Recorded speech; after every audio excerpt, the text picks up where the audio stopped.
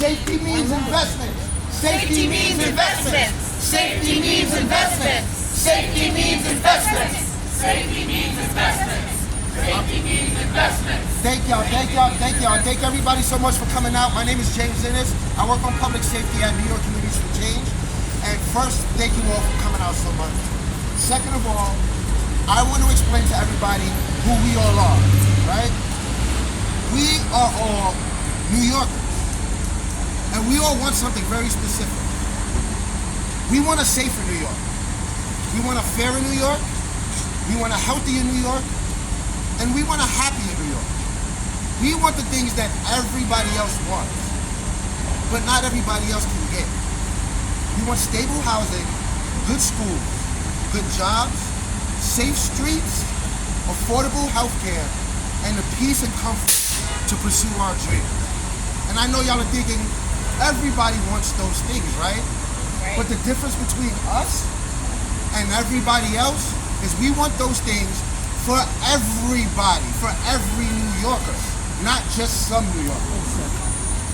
Because this is not a battle between justice and public safety as some legislators are framing it in the media, right?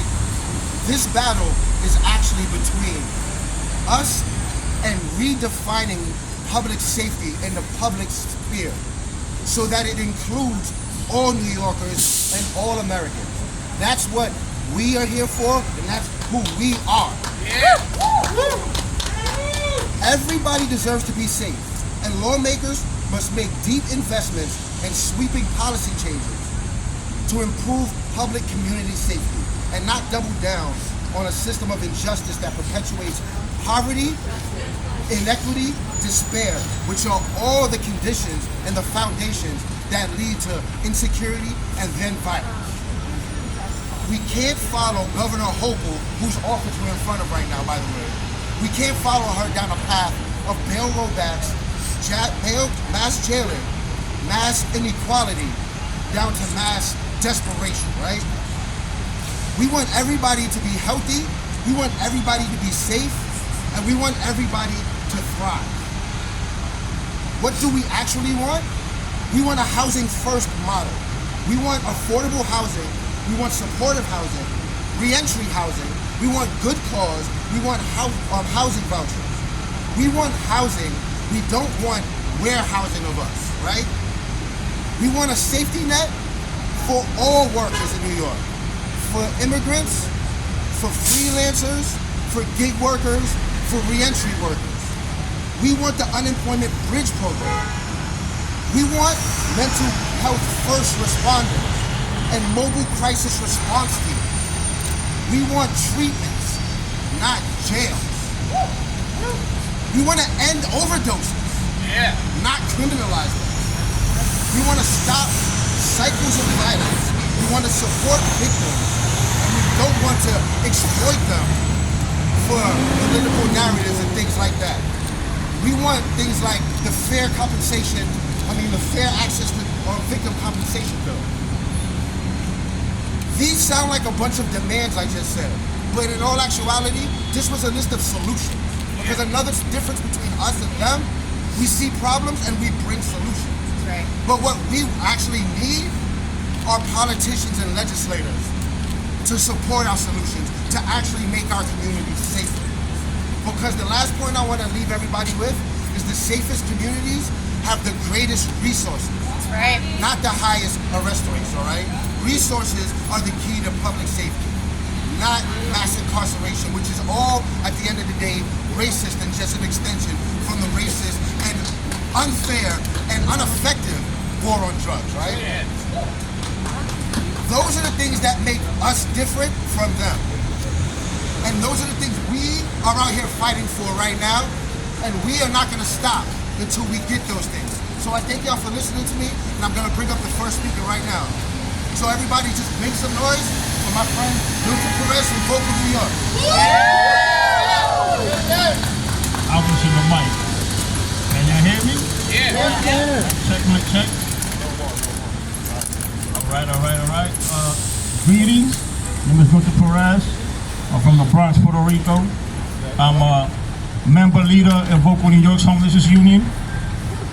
And actually, this month, about 3 years ago, is the first time I heard a vocal and this type of thing, advocacy, activism.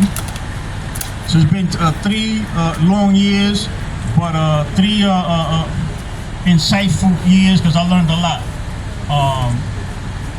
I spent over 5 years in the shelter system, and that's a place that nobody really needs to be.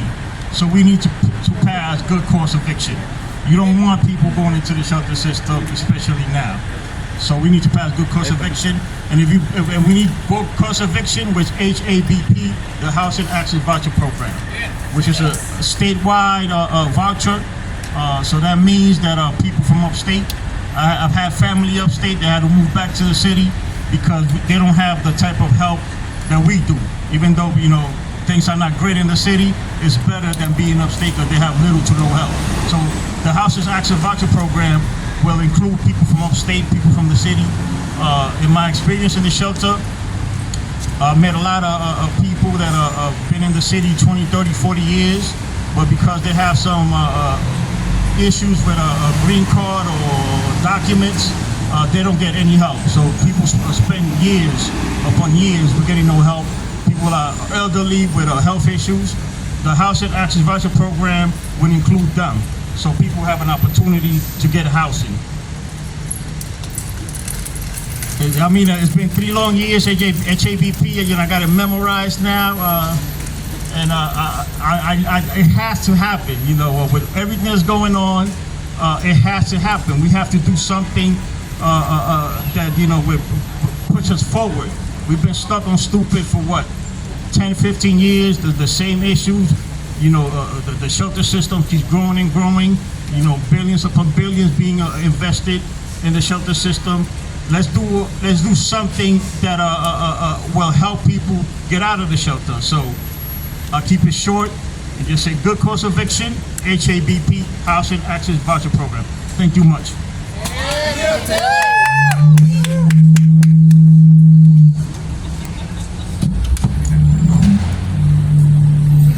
So I'll rush through it real quick. These stories that you're about to hear from these people like Milton, who actually spent time in the shelter program, are important to ground for people to realize this is happening to actual people, right?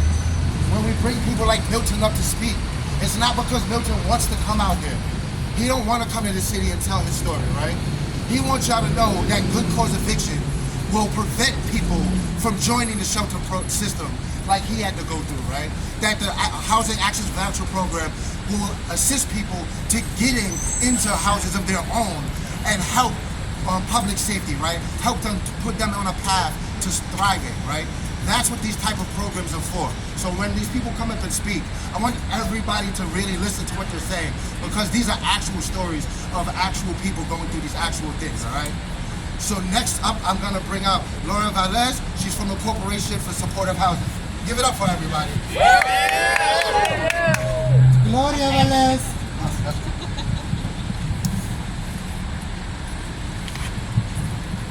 Hi everyone, I am Lauren Velez and I'm the Associate Director for New York at the Corporation for Supportive Housing, or CSH. CSH is a national nonprofit that works with communities nationwide to design and implement supportive housing solutions to address homelessness. Supportive housing targets people with serious mental illness and significant homeless histories, and by pairing permanently affordable housing units with individualized voluntary services, our community's most vulnerable and complex individuals and families are able to achieve long-term stability. We know that safe housing is the building block upon which other mitigating factors and root causes that lead to homelessness and threaten stability can be dealt with. By eliminating barriers to housing access and supporting people through life transitions, we can get more New Yorkers out of shelter, off the streets, and help them stay in housing long-term. Supportive housing works with all populations, since the services are tailored to each individual. Individuals, families, older adults, people coming out of jail and prison, and people impacted by mental illness and substance use, all of these populations benefit from supportive housing interventions. As we see growing rates of homelessness in our state and an increase in older adults coming into homelessness, we know that supportive housing is the answer. It improves the lives of tenants and it increases public safety by creating safer, more robust, and more inclusive communities. To do this work properly, though, we need investments. We need to make sure that supportive housing is prioritized and funded in a way that allows us to provide substantive services and subsidy dollars. CSH supports the New York State priorities that have been outlined by the Supportive Housing Network of New York. And we want to see an increase in operations and service-based funding for the Empire State Supportive Housing Initiative from $25,000 to $35,000 annually per unit, with a 2% escalator built in each year. We want to see a $143 million infusion into New York State Supportive Housing Program to increase services dollars, and a $50 million investment towards the preservation of supportive housing units to ensure that we can keep those units in place and maintain the conditions in a way that ensures tenants can live with dignity. We'd also like to see increased funding and expansion of programs like Justice Involved Supportive Housing, or JISH, which sets aside units for those coming home from jail and prison. A recent report that my team authored estimated conservatively that over 2,500 people a year in Rikers have a serious mental illness and will be homeless upon discharge. Supportive housing can help ensure that these New Yorkers can access housing and services that can help them rebuild their lives versus getting caught in a cycle of carceral and emergency systems. Continuing to let our most vulnerable New Yorkers flounder, cycling in and out of crisis systems, cannot be an option when we have a solution right in front of us. Not only will investing in housing lead to long-term cost savings for the public, it will increase public safety, reduce recidivism to jail, prison, and homelessness, and will give people a chance to lead full and dignified lives, something every New Yorker deserves. Thank you.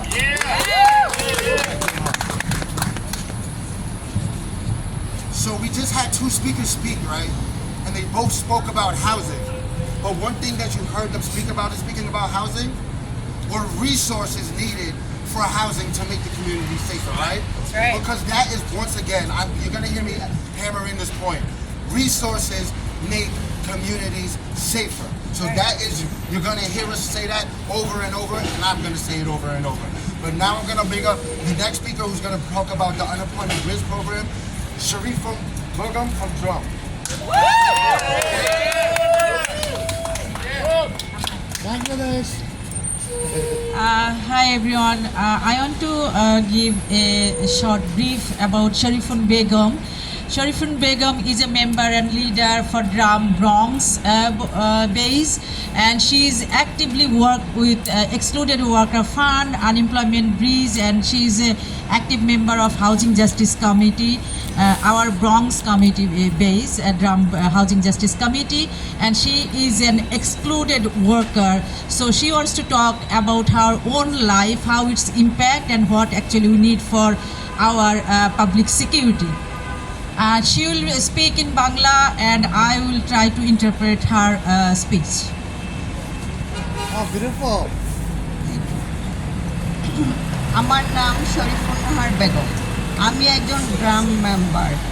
আমার দুইটা বাচ্চা আছে। আমি এবং আমার স্বামী মিলে আমাদের 4 জনের পরিবার। বর্তমানে গত মহামারীর সময় থেকে আয়ের চেয়ে ব্যয়ের পরিমাণ অনেক বেড়ে গেছে। My name is Sharifun Begum. I have 2 children. Me, my husband, and 2 children. We are 4 members in our family. The current situation is whatever our income, but the expenses is more than that. বর্তমানে বাসা ভাড়া, খাদ্যদ্রব্য ক্রয় এবং বিভিন্ন প্রয়োজনীয় জিনিস manage করা সবার পক্ষে সম্ভব হচ্ছে না। অনেক কঠিন হয়ে গেছে। এই কঠিন জীবন চালিয়ে উঠতে অনেকে হিমশিম খাচ্ছে। Currently, it's impossible to survive with our regular basic needs, and we actually cannot. This is very critical and hardship for our life. তাহলে আমরা যদি চলতে নাই পারি বর্তমান অবস্থার সাথে, খাবার কিনতে, ঘর ভাড়া পে করতে, বিভিন্ন কিছু যদি আমরা না পারি, তাহলে একসময় আমরা অপরাধের দিকে ধাবিত হব। If we cannot survive our lives, if we cannot, get our basic needs, then maybe we can go for crime, whatever the mainstream call is crime, but we don't feel it's crime. জন্ম থেকে কেউ অপরাধী হয়ে জন্মগ্রহণ করে না। অপরাধ করার জন্য অনেক কারণ থাকতে পারে, পরিবেশ পরিস্থিতি মানুষকে এমন করে দেয়। Nobody born in as a criminal, but the situation actually moves them to do such kind of things. আমি একজন মনীষীর একটি উক্তি এখানে তুলে ধরলাম, যে দেশে ক্ষুধার যন্ত্রণায় মানুষ খাদ্য চুরি করে সে চোরকে না ধরে দেশের সরকারকে জবাবদিহি করাই উচিত এমন পরিস্থিতি তৈরির জন্য।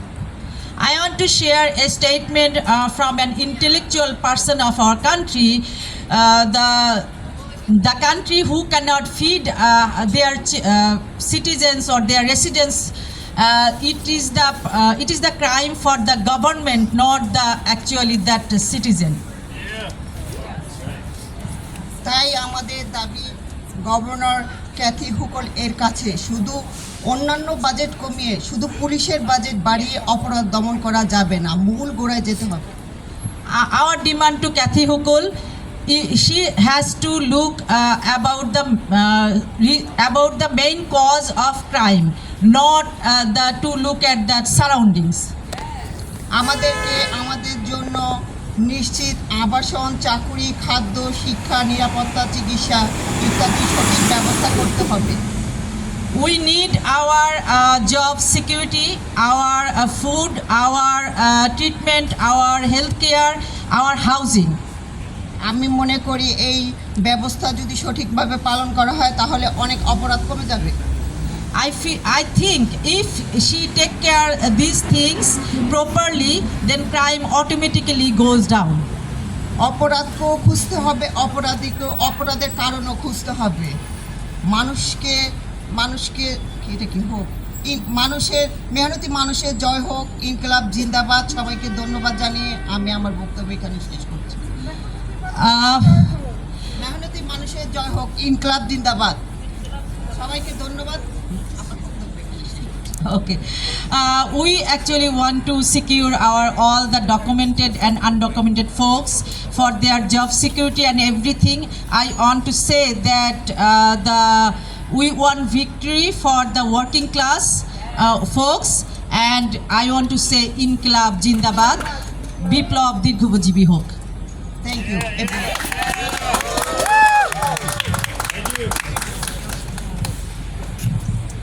Hear stories like that, right? New York State, Kathy Hochul just put out a budget of $227 billion for 1 year. But we live in a state where people have to deal with things like that up in Yonkers, right? It's unacceptable. There's more than enough money to feed everybody. There's more than enough resources to keep us all safe. But I would be remiss to say that resources are the only thing that we need for public safety. There is another part to this, and I'm going to bring up Frank Tier from New Yorkers Against Gun Violence to speak to that part, because there is two parts, and we have to speak about both. Thank you, James. Good morning, folks. Thank you to everyone who went before me, because this is a full circle issue. Gun violence and violence thrives when you don't address other issues, right? So food insecurity, houselessness, poverty, unemployment, right? All those things fan the flames of gun violence, right? So this is a full circle issue. My name is Frank Tier. I'm program director at New Yorkers Against Gun Violence, where we advocate for bills that will make New York City safer for all of us. I also work in schools throughout New York City, where we work with the most marginalized communities, and our goal is to harness their inner advocates and make them aware and show them that they have power in their voices, right? So I'm here to advocate for the Fair Access to Victim Compensation Bill. Not sure how much of you will know about that, but it's essential to restoring our communities and making communities safer. First off, we don't do enough for victims, survivors. We don't do enough to alleviate their hardships. When crime happens, violent crime happens, victims are often left to carry the burden of financial hardship and trauma. It's no secret that our system has failed many, but it hasn't failed as many as it's failed members of our most marginalized communities. The stipulations and limited filing time penalize victims of gun crimes at a time when they need support the most. Currently, Victims of crime are required to report and cooperate with law enforcement to be eligible for compensation. Recent data shows that 50% of violent crime victims don't report their crimes to law enforcement. If you couple that with daily incidents that continue to erode trust between communities of color and law enforcement, it's no secret who we think are worthy of our support and who we think isn't. If it's truly our goal to interrupt cycles of violence, we have to interrupt cycles of hardships. And our support and ultimately the passing of this bill would be a step towards the right direction in healing communities with decade-old wounds. Thank you for your time, and I so much love being here today, and thank you for everyone who spoke before me. These issues are not a singular issue. These bills are not singular bills. But at the end of the day, resources are going to be what gets all of us out of these cycles of trauma, out of these cycles of violence, and into a cycle of prosperity and into a cycle of thriving. So lastly, I want to bring up our last speaker, who is going to talk about the money, right? We've talked about a lot of other things, but I'm going to bring up Erica Vladimir from the Invest in Our New York Coalition to try to bring it all together. So make some noise for Erica, y'all. Thanks, James. Safety means investments. In a budget that is $227 billion, how can our elected officials, the very people we voted in to represent us, be okay with billions of dollars going to corporate tax breaks? Corporations that are led by billionaire CEOs who hoard their wealth as opposed to giving it back, to putting it in, directly investing into the communities that they benefit from. These corporations, these billionaires and millionaires, they do not make their money, they're not ultra wealthy on their own. They get this way because of the workers who work for them every single day and are underpaid.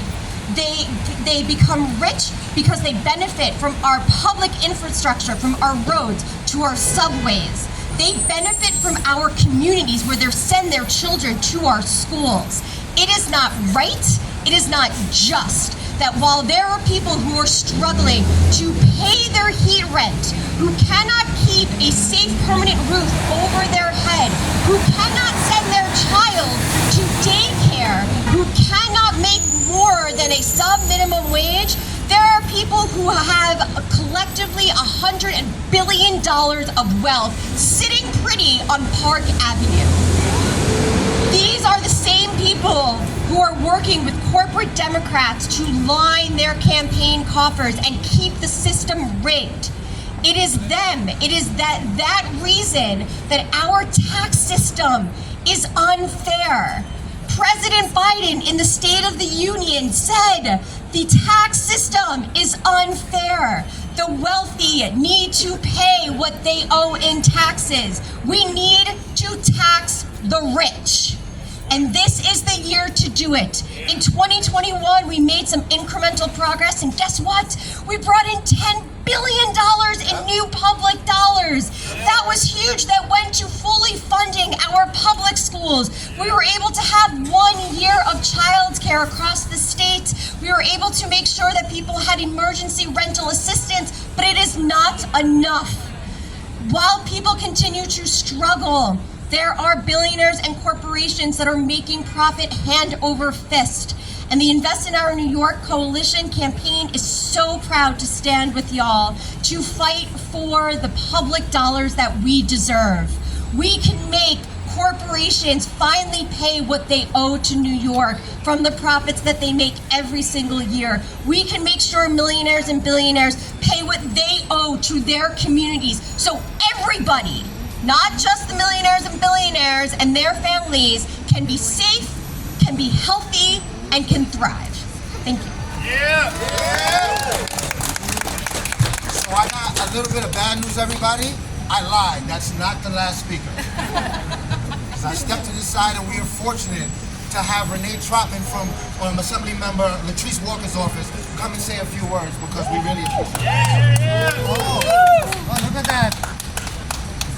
Hello everyone, my name is Renee Trotman. Good morning. As stated, I'm here for Assemblywoman Latrice Walker, who unfortunately had an emergency this morning. So So please continue to keep her mom, Emma Walker, in your prayers. I will now read her remarks. Assemblywoman Latrice Walker represents New York State's 55th Assembly District, which includes the storied neighborhood of Brownsville, where she was born and raised. Thank you to the advocates of the hard-working organizations who came together to demand greater investments in our communities, greater investments instead of more police, greater investments instead of more Black and brown people being carted off to jails and prisons, greater investments in violence interruption instead of annual threats to roll back the important gains New York State made with bail reform. I came here today as a New Yorker who wants to be safe in her own community. Like each and every one of you, I want to make it home and hug my loved ones and walk on my block without being assaulted. Believe it or not, we don't need to fill our jails to make our neighborhoods safe. We can protect people's civil rights and have public safety at the same time. I have somewhere to sleep tonight, but that means nothing until we all have stable housing. We don't all have affordable health care. We don't all have access to good schools. I won't stop fighting until we all have what we need. There are countless New Yorkers who wear the albatross of poverty. Many of them have mental health issues. Some in the city want to lock them up for committing crimes of poverty instead of addressing the root causes. Some want to cart the mentally ill off to shelters against their will. What if we invested more resources into our social service agency alternatives to incarceration, supportive housing, mobile crisis intervention, or substance abuse treatment? We have to address the conditions that led to crime in the first place. Before I go, let me address the persistent battle over bail reform. We successfully reduced pretrial jail populations without seeing an impact on crime. The state's Division of Criminal Justice Services says the overwhelming majority of people released under bail reform laws are returning to court, which is the whole point of bail in the first place. But here we go. Governor Hochul in her recent budget address said she wants to eliminate the least restrictive means standard in New York State. The jail population in New York is nearly 75% Black and brown and Latino people. The governor's plan will only ensure that more Black and brown people are sent to jail pre-trial. And it will ensure that more Black and brown people will die on Rikers Island. This is not the future I want for New York. This will take us backwards towards a time when on any given day there are more than 25,000 people were detained in New York City jails alone. Without the least restrictive means standard, judges will be free to set bail for whatever reason they want. It would also create an arbitrary nature that opens the door to judicial bias. It opens the door to unspoken dangerousness standard. It will open the door to the kind of torture suffered by Kalief Browder. This is not the kind of future I want for New York. I want a New York that invests in its people instead of incarceration. I want an equitable New York, not one that punishes Black and brown people with perpetual punishment. I want a safer and more equitable New York for everybody. And Assemblywoman Latrice Walker will not stop until we get it.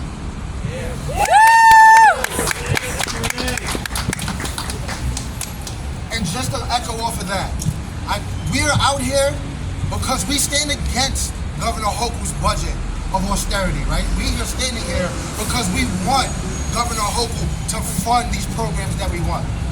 And I'm also proud to say that we do have legislators in Albany, like Assemblymember Latrice Walker, who are co-sponsors on the bills, who are championing some of these bills to get these things across for us. What we need from everybody from Buffalo to Brooklyn is to get their legislators to fight these battles with us like Assemblymember Latrice Walker does. So everybody, I want y'all to give it up real quick for Latrice Walker. When our advocates do come out and they do fight for us, we do need to give it up for our advocates in that way as well. So lastly, ready? I'm gonna bring up one last person to speak. She's gonna speak about the Unemployment Bridge Program. She's also gonna do it in Spanish. Her name, I'm gonna say her name wrong, I'm so sorry. Yeah, no, you just do it. Enedina. Come on, baby. Give it up for her. Buenos días a todos, mi nombre es Enedina Mejía, pertenezco al grupo de Mujeres Unidas de Trabajadores de Yonkers. Bueno, estoy apoyando al programa del Puente del Trabajo de Desempleo. ¿Por qué?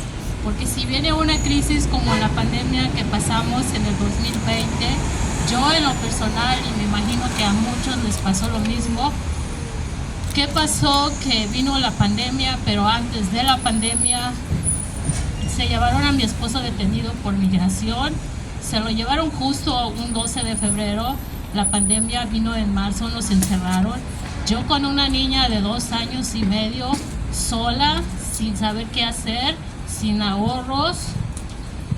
¿Qué pasó? Que tuve que trabajar haciendo comida, vendiendo un lunch al día o haciendo tamales los fines de semana, jalando una niña de 2 años y 6 meses, cargando mis cosas en el bus. Pero era muy estricto porque, como ustedes saben, los buses también tuvieron restricciones, no podía salir mucho, recogiendo comida por donde quiera que dieran para yo poder completar mi renta. ¿Por qué? Era muy importante pagar mi renta para mí porque tengo una niña de 2 años y medio en aquel entonces. No quería que yo terminara en la calle o que me desalojaran. Eso para mí es muy, muy importante. En todo ese proceso yo estaba pasando una crisis muy, muy difícil. Llegué a un extremo en que quise terminar en el río Hudson. Yo vivo en Yonkers.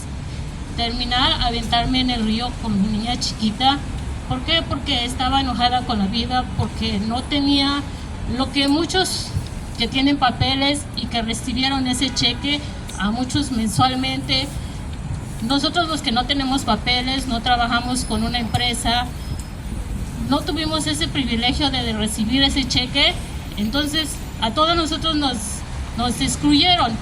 Entonces yo por eso apoyo este programa y espero que pase el puente de trabajo de desempleo para cuando venga una crisis así, que pierda el trabajo mi esposo o yo o cualquiera de ustedes o un familiar, personas solteras, madres solteras con hijos, que no les pase eso, que a veces hay días que no sabemos si tenemos que comer, o los niños chiquitos que están llorando por un plato de comida o su leche y no hay de dónde sacar, y nosotros como madres tenemos que ver qué hacer. Perdón. No. So this is Enedina. She's coming from Yonkers. She's a member from Women's Leadership from Yonkers, from Obreros Unidos. Enedina shared that during the pandemic, she's never going to forget. In February, her husband was detained by immigration. They came to her house and they detained him. She ended up in the pandemic with a 2.5-year-old daughter, stuck with rent, stuck with all the payments, while her husband was detained. She said during the pandemic, she had to sell food. She had to do nails from home. She said it was a hard time. It was so hard that she found herself at Hudson River wanting to throw herself with her daughter. And for her, like, I'm sorry, Enedina, like, I've known her for so long, and just hearing her story, like, it motivates, and it makes you angry, right? She said, if it was to pass the unemployment bridge program, it's so necessary to pass because people don't understand that when the government doesn't care for you because you don't have a status, all the things that you face, from housing, from rent, from mental health, it affects you. So she's here representing all the workers, all the women, all the single mothers who for many years have been left out of any programs. So Enedina, thank you so much. Muchas gracias, Enedina, por contar su historia y por ser tan fuerte.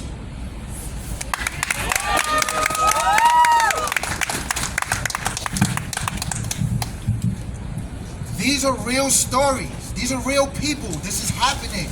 This is not just something abstract on social media. We do not come out here because it's fun. We come out here because people's lives are really at stake. All right, everybody? Good cause, HAVP, Unemployment Bridge Program, fair access to victim compensation bill. The budget is due on April 1st, everybody. We need to keep fighting. We need to put pressure on our legislators. We need to tax the rich. Everybody, thank you for coming out today. Continue to fight. Have a great day. Yeah.